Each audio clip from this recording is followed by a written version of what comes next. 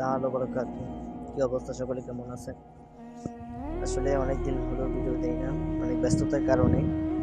আর video দেব কি মনে করেন, দেখলাম যে নাচ গান কিংবা উলঙ্গ ভিডিওগুলো যেভাবে ভাইরাল হয়, যে পরিমাণ ভাইরাল হয়, আপনার ইসলামিক ভিডিও বা ভালো ভালো আমাদের যে ভিডিওগুলো সেগুলো অত তাড়াতাড়ি ভাইরাল হয় না। এগুলোর কোয়ালিটি ভালো থাকা লাগে, অনেক কিছু ভালো থাকা লাগে আর কি, ভয়েস কন্টেন্ট সকল কিছু মিলিয়ে থাম্বনেল।